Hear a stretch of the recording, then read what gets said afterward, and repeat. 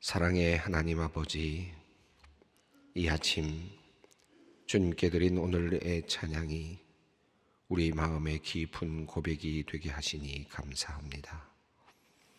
이 고백이 차갑게 식어버린 우리 가슴을 다시 따뜻하게 하고 고운 빛깔을 잃어버린 우리 영혼에 다시 아름답게 색을 입혀줍니다. 하나님, 찬양의 가사처럼 주님께서는 나의 진실한 친구가 되어 주셨습니다. 내 마음이 상하고 아플 때에 위로가 되어 주셨고, 외로울 때에는 좋은 친구가 되어 주셨습니다. 나와 늘 함께 하시며 내 영혼을 먹여 주셨습니다. 그 사랑은 지극히 크고 높은 사랑이며 결코 다 표현할 수 없는 사랑입니다. 사랑의 주님, 오늘도 가장 아름다우신 친구이신 주님과 동행하는 이 길에서 기쁨과 행복을 가득 누리게 하여 주시옵소서. 나의 반석과 구원자 되시는 하나님, 험난한 삶의 여정 가운데 있는 이들을 위해 기도합니다. 좁고 협착하지만 생명과 구원의 길을 향해 걸어가는 이들이 있습니다. 그들을 도우시고 함께하여 주시옵소서. 때론 야트막한 언덕에도 심히 괴로워하며 불안할 때도 있습니다. 낙심하며 좌절할 때도 있습니다. 그럼에도 주님께서 보여주신 생명의 길, 그 좁은 문을 향해 묵묵히 걸어가는 모든 이들에게 주님 긍휼을 베풀어 주시옵소서. 더욱 하나님만 의지하고 바라보기 원합니다. 하나님 안에서 그들의 꿈이 더욱 분명해지고 확고해지게 하여 주시옵소서. 하나님, 우리로 하여금 절대자이시며 주권자이신 하나님을 신뢰하며 주님 안에서 주님의 눈으로 세상을 바라보게 하여 주시옵소서. 세상의 것에 마음을 빼앗기고 눈에 보이는 현상에 주눅들지 않게 하여 주시고 인간적인 셈법과 가능성에 집착하여 불안해하지 않게 하여 주시옵소서. 바울처럼 예수의 심장을 가진 믿음의 사람 되기 원합니다. 믿음의 사람 다윗과 같이 여호와는 나의 반석이십니다. 나의 요새이십니다. 여호와는 강포한 자들에게서 나를 건지시는 위대한 왕이십니다. 매일 찬양하고 고백하며 주님의 길에서 벗어나지 않는 신실한 주님의 백성들 되게 하여 주시옵소서. 주어진 삶 속에서 고통과 어려움을 견뎌야 하는 이들이 있습니다. 우리 성도님들이 겪는 어렵고 힘든 시간 속에 하나님의 신비로운 섭리와 계획이 있는 줄 믿습니다. 우리는 고난 속에서 늘 탄식하고 힘들어하지만 주님께서는 고난을 도리어 복의 도구로 사용하심을 또한 믿사오니 주님, 우리가 고난에 처하나 담대하게 하시고 고통스러운 시간을 지나나 기뻐하며 견뎌내게 하여 주시옵소서. 하나님, 다양한 이유로 고국인 대한민국을 떠나 타국에서 살아가는 우리 국민들, 동포들을 위해 기도합니다. 외롭고 힘들게 타국에서 생활하는 이들입니다. 마음을 지켜주시고 어려움을 당하거나 차별을 당하지 않도록 보호하여 주시옵소서. 힘들지만 그곳에서 살아가는 의미를 찾게 하시고 대한민국 국민으로서 자긍심을 갖게 하여 주시옵소서. 어느 곳에 있든지 선한 영향력을 끼치는 사람들 되게 하시고 혹시 해외에서 힘들고 어려운 상황에 처한 이들이 있다면 주님께서 특별히 살펴 보호하여 주시옵소서. 곤고한 삶에는 주님의 풍성한 사랑을 허락해 주시고 외로운 마음에는 주님의 위로를 더하여 주시옵소서. 또한 타국에 있는 우리 국민들에게 부끄럽지 않는 대한민국을 만들어 가도록 이 땅에 살고 있는 모든 국민들에게 지혜와 능력을 내려 주시옵소서. 하나님, 어제는 제71회 강남노회가 있었습니다. 노회 중에 우리 소망교회의 5분의 교육자들이 목사 안수를 받았습니다. 새로 안수받은 금교준, 서이삭, 엄상훈, 홍준우, 문선영 목사를 주님께서 축복하여 주시옵소서. 주님께서 부르시어 목사의 자리까지 세워주셨으니 이들을 평생 동안 지켜주시고 주님의 충성된 종으로 사용하여 주시옵소서. 말씀을 증언하는 자리마다 성령께서 함께 하심을 나타내 보여주시고, 기도하는 자리마다 주님께서 응답받는 기쁨을 허락하여 주시옵소서. 어두운 교회의 미래를 짊어지고 나갈 젊은 목회자들입니다. 강한 믿음과 소명의식으로, 열정과 사랑으로 주님을 섬기고 교회를 섬기도록 주님 이들을 붙들어 주시옵소서. 하나님, 오늘 저녁 예배 후에는 당회가 있습니다. 교회 일을 논의하고 계획하는 일들이 주님의 은혜 가운데 잘 진행되도록 주님께서 함께하여 주시옵소서. 아름다운 당회를 이루어 성도님들에게 기쁨이 되게 하시고 주님의 뜻을 구함으로 주님께 영광을 돌리게 하여 주시옵소서. 교회 일을 위하여 헌신하는 장로님들 한 분 한 분 위에 하나님께서 함께하여 주시고, 이들의 중심을 보시고 가정과 사업 위에 복을 내려 주시옵소서. 치료하시는 하나님, 우리 소망교회 성도들을 위해 기도합니다.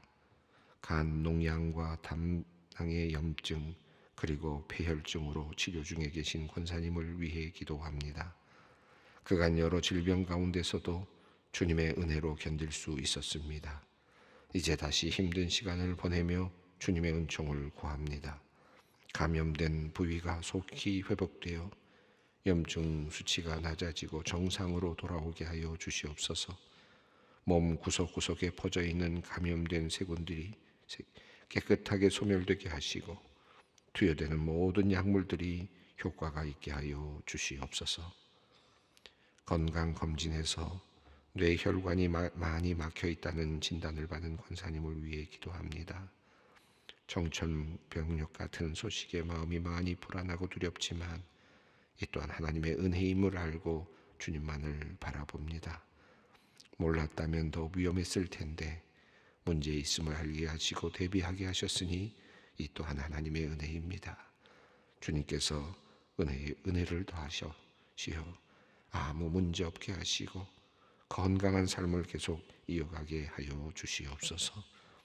지금보다 더욱 헌신과 섬김의 자리를 지키며 하나님께 영광이 되는 삶을 살게 하여 주시옵소서.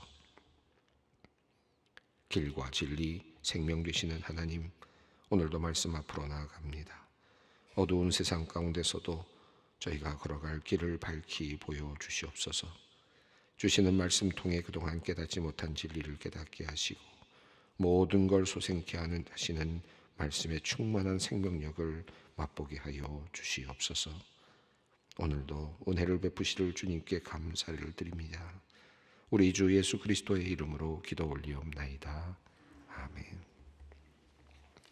오늘 우리에게 주시는 하나님의 말씀은 신명기 21장 1절로 14절 말씀입니다.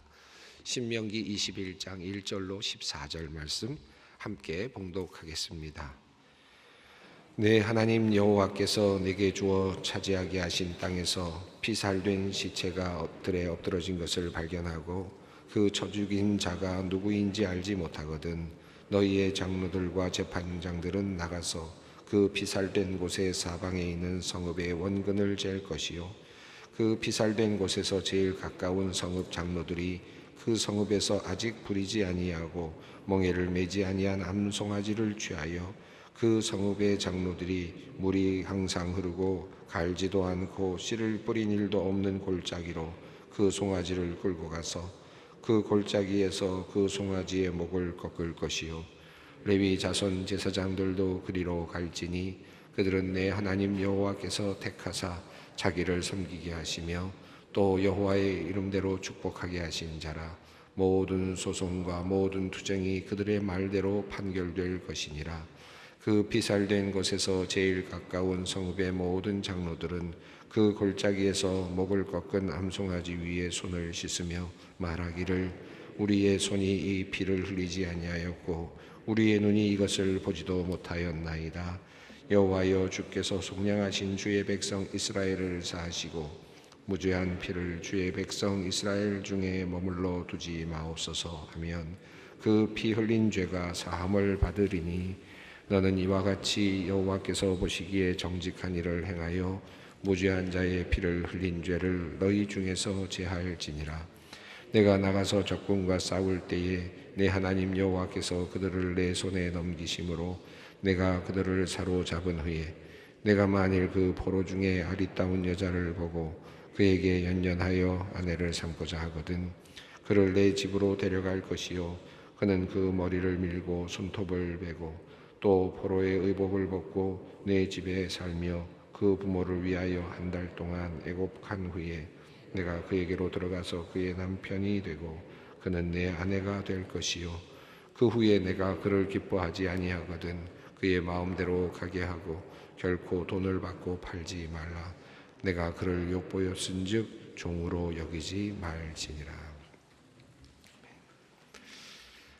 전쟁 수행과 관련되어 있는 내용들을 우리가 읽어 오고 있습니다. 앞선 본문에서는 전쟁을 이제 수행하면서 행하는 여러 가지 일들에 대해서 말씀을 하셨고요. 그리고 마지막 부분에서 나무를 베지 말라는 과실나무들을 베지 말라라고 하는 그런 조언이 또 함께 주어졌습니다. 이 과실나무를 베지 말라라고 하는 것은 뭐 참 많이 여러 가지들을 생각하게 합니다. 우리가 전쟁이 일어날 때 그 정말 파생적으로 일어나는 많은 일들이 있는데 무분별한 살생, 그러니까 죄 없는 사람들을 또 살생하는 문제에 이르기까지 이런 그 확대되는 그런 그 살생의 여러 가지 문제들을 다루고 있는데 여기서는 그저 보이는 식물일자라도 그냥 생명이 그다지 없어 보이는 동물에 비해서는 인간에 비해서는 아무런 가치 없는 그런 나무일지라도 그 생명을 귀하게 여기고 또 그것을 통해서 또 사람들에게 주어지는 그 또 다른 뭐라 그럴까요? 행복이라 그럴까요? 또 다른 은혜라 그럴까요? 그런 것들을 누릴 수 있도록 그것을 또 두어야 되는 그런 그 지혜에 대해서 이야기를 하였습니다. 오늘 본문은 이제 두 가지 이야기를 하고 있는데 하나는 우선 지금 어떤 곳에서 아무도 모르는 곳에서 어떤 한 사람이 살해를 당했을 때의 경우를 이야기하고 있습니다. 그러니까 살인하지 말지니라와 연결돼서 계속돼서 이어지는 그런 내용이라고 할 수 있겠습니다. 또 하나는 이것은 좀 다른 이야기 같은데 사실은 또 연결이 되는 부분이 있습니다. 전쟁에서 한 여인, 그러니까 그곳에 가서 점령을 한 다음에 여인을 보았는데 그 여인을 아내로 취하는 경우입니다.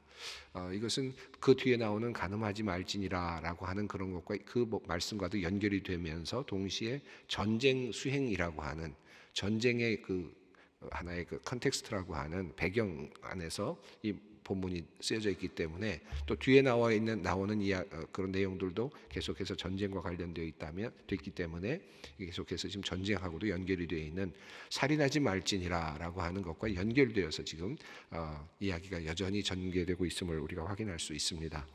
우선 첫 번째는 우리가 이 고대에 특별히 이스라엘 백성에게 주신 이런 그 하나님의 법을 우리가 오늘까지도 우리가 꼭 알고 또 실천해야 되는가 하는 그런 질문이 항상 우리 앞에 놓여 있죠. 신명기서를 읽으면서도 계속 그런 질문들이 있으실 수도 있겠습니다. 오늘 본문도 마찬가지입니다. 이 본문을 읽고 이렇게 그대로 하라. 어디도 그렇게 하는 사람은 없겠지만 여기서부터 나온 그 유래된 그 정신이 지금도 여러 법의 실행이라든가 또 사회적인 어떤 관습 속에 다 나타나 있는 것을 우리가 발견할 수는 있습니다. 여기서 중요한 것은 하나님께서 왜 이렇게 하셨는가, 그리고 이것이 가지고 있는 오늘 우리들에게 주시는 함의가 뭔가, 그것을 우리가 계속 찾으려고 하는 노력이 필요하다고 생각합니다. 자, 오늘 본문도 그런 관점에서 살펴보겠습니다. 21장 1절 말씀 읽습니다. 내 하나님 여호와께서 내게 주어 차지하게 하신 땅에서 피살된 시체가 들에 엎드러진 것을 발견하고 그 쳐 죽인 자가 누구인지 알지 못하거든. 자, 여기서는 지금 하나의 중요한 그 배경이 있는데요. 이 범위가 정해져 있습니다. 하나님께서 너희에게 주신 그 땅, 기업이 된 땅입니다. 이스라엘 백성들이 다스리는 땅이죠. 그러니까 모든 민족들을 다 내보내고 그리고 이제 다 내쫓고 진멸시키고 이스라엘 백성들만 살도록 하시는 하나님의 그 꿈이 있습니다. 그것을 실제로 여호수아 이후에 그것을 제대로 실행해내지는 못했지만 하나님께서는 그런 꿈을 꾸셨어요. 그리고 나서 그 땅에서, 그러니까 이스라엘 백성들이 있는, 선민들이 있는, 선택된 백성들이 있는 그 땅에서 살인 사건이 일어났다. 그럼 누가 죽인 것이 가능성이 높겠습니까? 결국은 이스라엘 백성 안에서 백성들이 중에서 누군가가 살해를 했다라고 볼 수 있겠죠. 자, 이런 일이 발생됐을 때, 그러니까 사람은 죽었는데 그 사람을 누가 죽였는지는 알 수가 없는, 그러니까 으슥한 곳에서 길을 가던 나그네라든지 이런 사람을 죽였을 가능성이 있을 것입니다.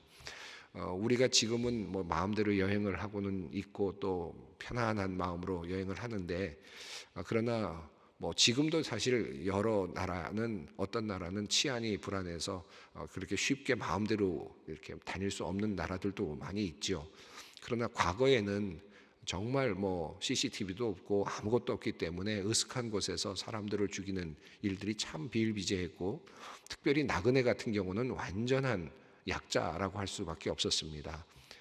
움직이는 사람들, 그러니까 어딘가로 향하고 있는 사람들은 자기를 방어할 수 있는 그런 것이 거의 없는 상태에서 움직이는 것이기 때문에 누군가가 노리고 누군가가 해를 가하려고 하면 얼마든지 할 수 있는 그런 상황이었죠. 그래서 하나님께서도 계속해서 구약 성경에서 나그네들을 선대하라라고 말씀하시는 것을 보게 됩니다.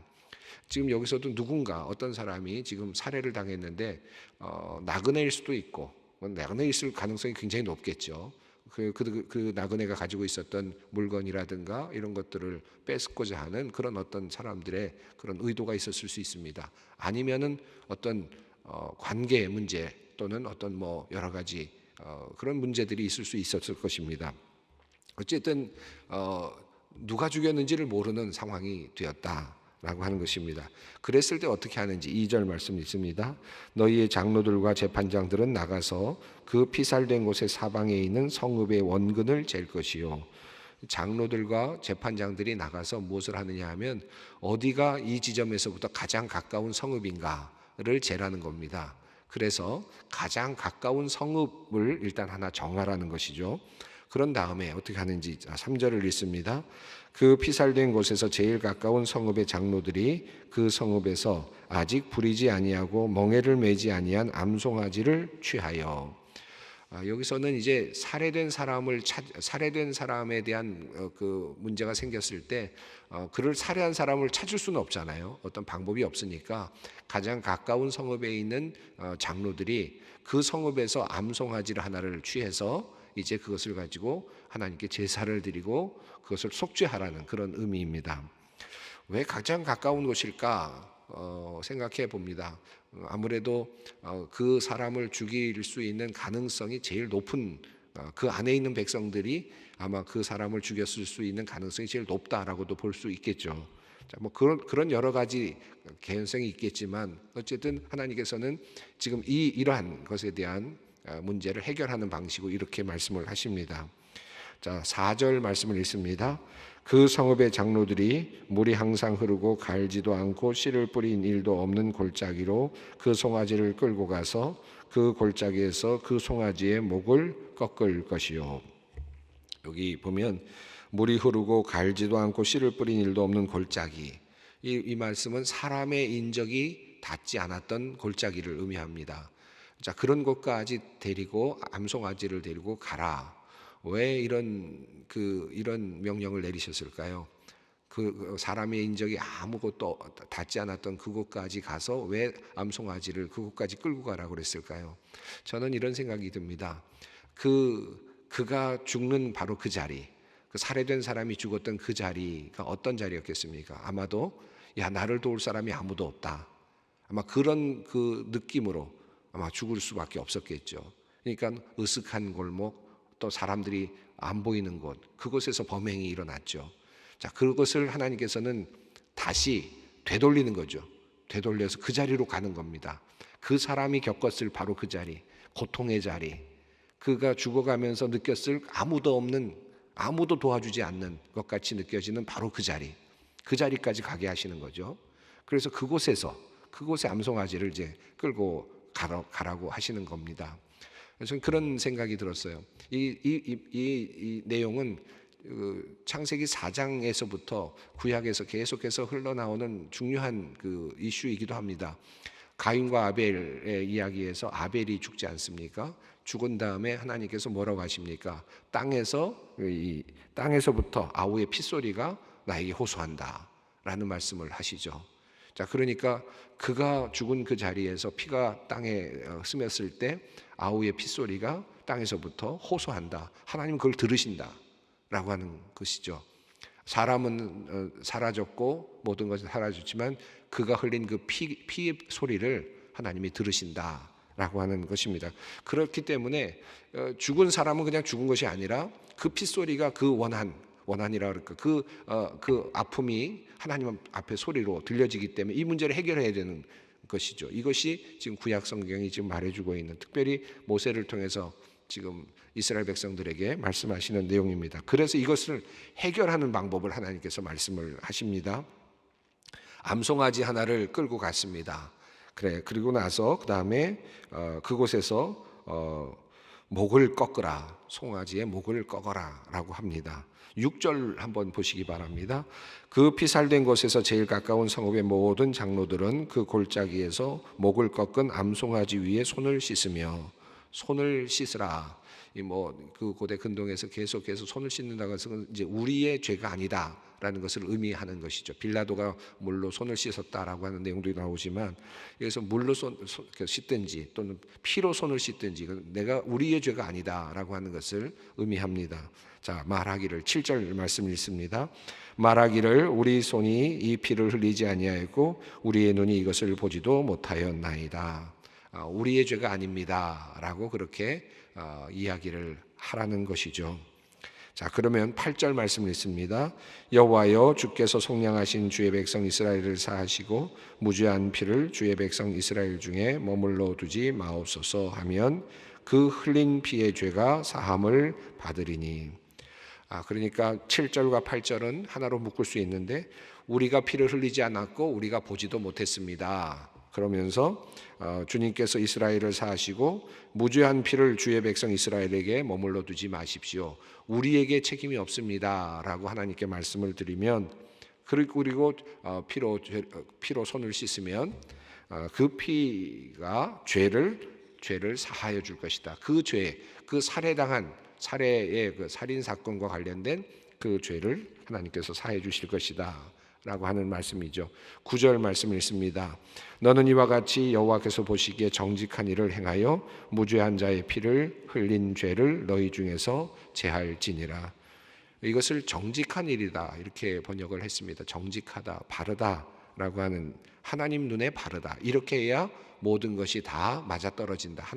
하나님 보시기에 그래, 이것은 이제 그러면 됐다라고 하나님께서 인정하신다라고 하는 사실입니다.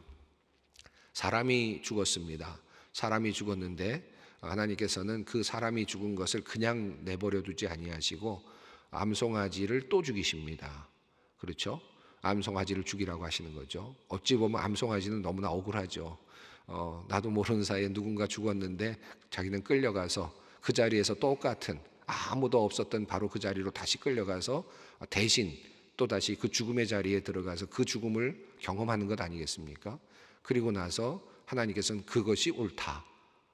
하나님께서 생명을 아끼신다면 어찌 보면 한 사람이 죽었다면 또 다른 생명까지 그렇게 죽이셔야 하는 거, 앞서서 우리가 봤던 것처럼 식물의 생명까지도 아끼시는 하나님 아닙니까?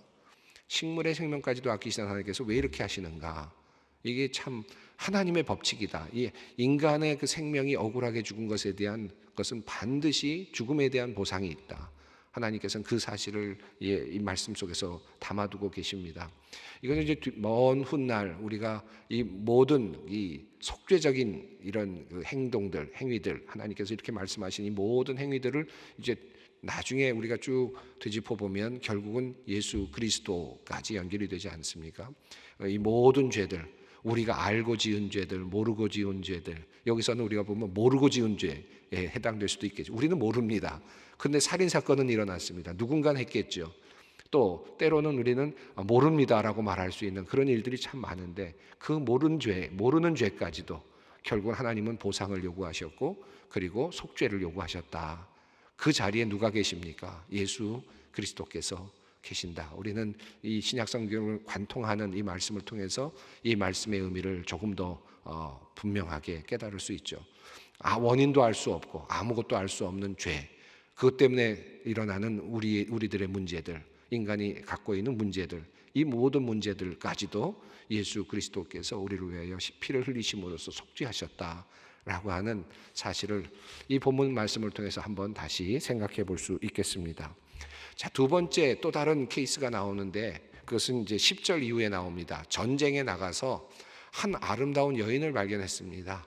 그래서 그만 마음에 끌려서 결혼하기까지 된 것입니다. 여기서는 아마도 지금 전체적인 흐름 속에서 처녀를 이야기하는 것 같아요. 한 여인, 그러니까 뭐 어떤 강압적이거나 또는 어떤 그런 탈취라든가 이런 걸 떠나서 정말 사랑에 빠지는 그런 의미까지를 포함하는 것 같습니다. 그러나 앞서 우리가 봤던 것처럼 이 경우는 멀리 나가서, 전쟁에 나가서 그 전쟁에서 승리한 다음에 남자들을 모두 죽인 다음에 아리따운 여인 처녀를 발견했을 때 그 여인을 내가 아내로 취하여야 되겠다라고 하는 경우입니다. 이것은 가까운 지역에서 있을 때는 여인까지도 다 진멸해야 되는 것이었는데 멀리 나가서 전쟁을 했기 때문에 아마도 이런 일이 일어나는 거죠. 이런 경우는 탈취물로 이 여인을 가져올 수 있다라고 말씀을 했죠. 자, 이 경우입니다. 그런데 그만 사랑에 빠졌습니다. 그래서 아내를 삼고자 한다라고 했을 때 그를 어떻게 해야 되느냐? 12절 말씀을 읽습니다. 그를 내 집으로 데려갈 것이요 그는 그의 머리를 밀고 손톱을 베고 13절입니다. 또 포로의 의복을 벗고 내 집에 살며 그 부모를 위해 한 달 동안 애곡한 후에 내가 그에게로 들어가서 그의 남편이 되고 그는 내 아내가 될 것이요. 그 여인을 완전히 이제 그 과거의 문화에서부터 완전히 이제 벗어나도록 하는 의미가 있습니다. 한 달 동안 애곡하라는 의미는 모세가 죽은 다음에 신명기 34장에 보면 한 달 동안 이스라엘 백성이 애곡하죠. 민수기 20장을 보면은 아론이 죽은 다음에 한 달 동안 애곡합니다. 이것은 완전히 죽었다라는 것을 의미합니다. 상을 당한 거예요. 그러니까 그 이방의 여인을 데리고 와서 그 여인이 아버지와 결별하는 겁니다. 아버지가 죽었다. 그러니까 이제 그것이 완전히 끊어지는 겁니다. 모든 세상적인 인연이 끊어지는 의미가 있습니다. 그리고 손톱도 자르고 머리도 민다는 것은 뭡니까? 과거에 내가 가지고 있었던 모든 자라나는 것들을 다 없애버린 후에 이제부터 여기서부터 새롭게 자라는 거예요. 완전히 새로운 존재가 되는 의미입니다. 그렇게 만든 다음에 그 여인을 아내로 데려와라. 그러니까 모든 문화, 모든 것들을 다 끊어버리게 하고 그리고 그 아내로 삼으라 라고 하는, 이것은 이방의 어떤 문화와 연결되어 있는 것들을 다 단절하는 의미도 있겠습니다. 그러나 그 이후에 그가 마음에 또 들지 않고 기뻐하지 않고 함께 살기가 어려운 이혼의 문제가 있습니다. 14절 읽습니다. 그 후에 내가 그를 기뻐하지 아니하거든 그의 마음대로 가게 하고 결코 돈을 받고 팔지 말라. 내가 그를 욕보였은즉 종으로 여기지 말지니라. 한번 그를 데려왔을 때는 전리품과 같기 때문에, 탈취물과 같기 때문에 종의 신분이죠. 그러나 그를 아내로 맞이하였다면 그때는 혹시라도 그를 내보낼 때는 평민으로 그리고 종으로는 대하지 말아야 된다라고 하는 그런 말씀입니다. 예, 여기서 중요한 것은 이제 그 문화를 완전히 없애버리고 그를 진정한 아내로 맞이하라라고 하는 거예요. 아무리 못난 또 그 포로의 노예의 신분으로부터 데려온 사람이라 할지라도 아내가 됐다라고 했을 때는 아내로서의 그 대우, 아내로서의 그 신분을 꼭 유지하도록 해야 된다라고 하는, 어찌 보면 인권의 문제, 또 어떤 자부심의 문제일 수도 있겠습니다. 이런 내 아내가 된 나에게 아내가 되었다라고 하면, 이스라엘 백성들에게 아내가 한 번이라도 되었다면 그 사람의 인권을 보다 더 존중해야 된다라고 하는 그런 큰 의미도 담겨 있습니다. 오늘 구약의 말씀을 읽었지만 또 이 안에서 또 신약을 관통하는 또 예수 그리스도의 구속도 한번 다시 생각하게 됩니다. 이 말씀 붙잡고 나를 용서하시는 주님 생각하면서 또 기도의 자리로 함께 나아가겠습니다. 하늘에 계신 우리 아버지, 아버지의 이름을 거룩하게 하시며 아버지의 나라가 오게 하시며 아버지의 뜻이 하늘에서와 같이 땅에서도 이루어지게 하소서. 오늘 우리에게 일용할 양식을 주시고 우리가 우리에게 잘못한 사람을 용서하여 준 것 같이 우리 죄를 용서하여 주시고 우리를 시험에 빠지지 않게 하시고 악에서 구하소서. 나라와 권능과 영광이 영원히 아버지의 것입니다. 아멘.